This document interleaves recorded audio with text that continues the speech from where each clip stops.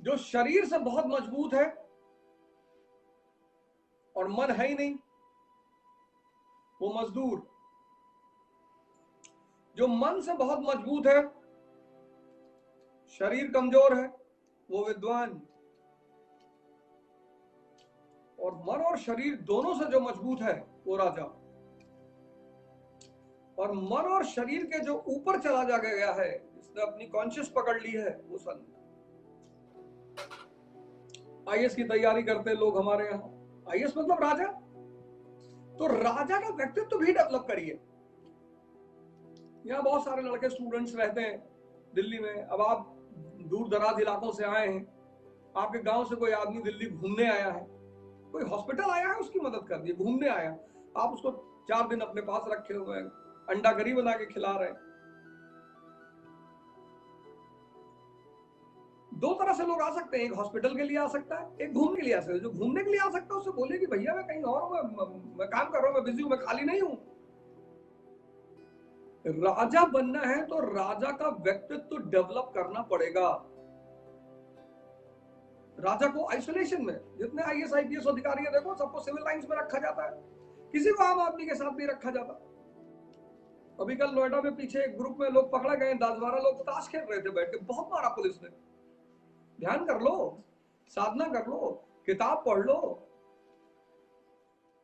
ये ध्यान, ये योग आज कैपिटलिस्ट युग में लोग क्यों नहीं कर पा रहे हैं? क्योंकि बचपन से दिमाग को दौड़ना सिखाया गया है, भागना सिखाया गया है। और ध्यान का मतलब पेशेंस होकर बैठना, और वो आपको बैठने नहीं दे रहा है, वो आपको योग करने नहीं दे रहा है, वो आपको किताब पढ़ने नहीं दे रहा है। कुछ चीजें हैं जो राजा के अंदर नहीं होनी चाहिए, या जिनको राजा बनना है उनके अंदर नहीं होनी चाहिए। सिराजुद्दौला में क्या है? इंपेशेंस है, एंगर है। टीपू सुल्तान में क्या है? इंपेशेंस है, एंगर है, सजा भुगतनी पड़ी। ताकत, समय को वेस्ट मत करिए। आपका एंटरटेनमेंट भी ऐसा होना चाहिए, आप राजा है ना, एयर गन ले लीजिए, कमरे में कोई चार्ट पेपर लगा लीजिए, उस पर निशाना ही लगाते रहिए, शूटिंग अच्छी हो जाएगी, ताव जज्बा भी बना रहेगा। लूडो मत खेलिए, राजा को सूट नहीं करता ये खेल। लूडो खेल रहे, खेल भी सर अलग है हिसाब से, वर्ग के हिसाब से बने हैं सर। रिक्शा वाला वो गोली खेल रहा है बैठ के घर में, वो पतंग उड़ा रहे। गोल्फ देखिए, राजाओं का खेल है। मेंबरशिप ही इतनी ज्यादा है, 25 लाख रुपए मेंबरशिप, एक एक स्टिक 2-2 लाख रुपए की आती है। इतना बड़ा ग्राउंड, अंदर रेस्टोरेंट, बार, राजाओं का गेम है ना। सारी साजिश वही करते हैं बैठ के। 2 डीएम को बैठ के लूडो खेलते हुए देखो, सवाल ही नहीं उठता, खेलेंगे नहीं। चेस राजाओं का गेम। तुम रिक्शा वाले को देखोगे, कभी नहीं देखोगे चेस खेलते हुए। और अगर रिक्शा वाले को चेस खेलते हुए देख लिए तो वो जिंदगी भर रिक्शा वाला नहीं रहेगा। दिमाग काम कर रहा है ना, कि इसको यहां मारना है, इसको यहां मारना है, इसको, ये सब कैलकुलेशन चल रही है। बेसिकली खेल थोड़ी हो रहा है। तिवारी जी को हटाना है, ये गए, ठाकुर साहब आउट, खान साहब निकल गए।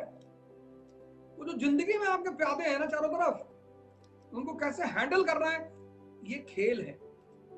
तो प्लानिंग भी चल रही है और खेल भी चल रहा है।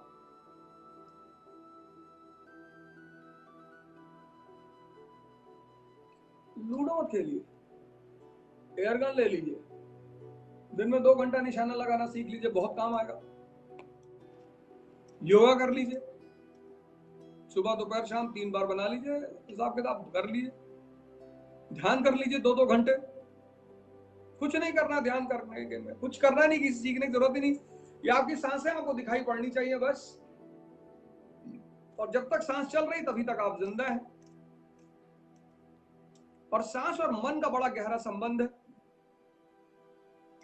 आप देखिए, जब आपकी मन की स्थिति बदलती है, आपकी सांस भी बदलती है।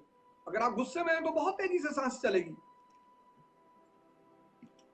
आप एयरपोर्ट भाग रहे हैं, आपको पता है फ्लाइट का टाइम हो चुका है, और आप एयरपोर्ट पहुंचे और पता चला फ्लाइट 2 घंटे लेट हो गई, एक बड़ी गहरी सांस अंदर जाएगी, हे भगवान। यानी अगर मन की स्थिति को बदलना है तो सांस को अगर बदल ले तो मन की स्थिति बदल जाएगी। यही तो बाबा करता भस्त्रिका में। भस्त्रिका क्या है? मन को छिन्न भिन्न करना और डीप ऑक्सीजन लेना अंदर। लेकिन ये सब 1 घंटे में रिजल्ट, आप में से बहुत सारे लोग चाहते हैं कि 4 दिन करें रिजल्ट आ जाए। सर 25 साल में कोई चीज आपने बनाई है तो कम से कम 2 महीने तो दीजिए उसे टूटने के लिए।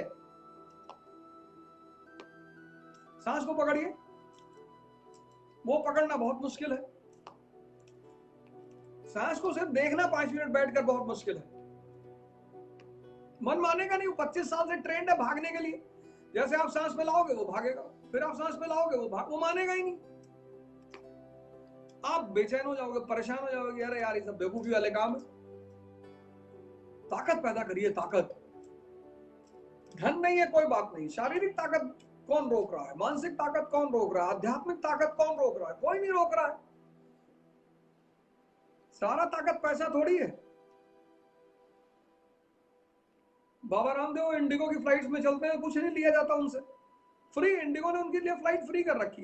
कई सारी एयरलाइंस है जिन्होंने उनके लिए फ्लाइटें फ्री कर रखी। कहां से ताकत आई? योग से ताकत, आध्यात्मिक ताकत। बहाना मत बनाइए पैसा नहीं है। और ये तो किसी से कहा मत करिए मैं गरीब हूं, अगर सिर्फ पैसा नहीं है इसलिए ये मत कहा। आप कहा करिए अभी मेरे पास पैसे नहीं है। खुद को गरीब कभी मत कहा करिए। आप किसी से कोई काम है, उसको पैसा देना आपके पास नहीं है, तो ये मत जाके कहिए कि भैया हम गरीब हैं, हमारे पास पैसा नहीं है। आप कहिए कि मेरे पास अभी पैसा नहीं है और ये काम मुझे आपसे है, अगर आप कर देंगे तो मैं जब भी मेरे पास पैसा आएगा मैं आपको दे दूंगा। जब आप बार बार कहते हैं ना आप गरीब हैं, तो एक बड़ी नेगेटिविटी आपके मन के अंदर डेवलप होती है।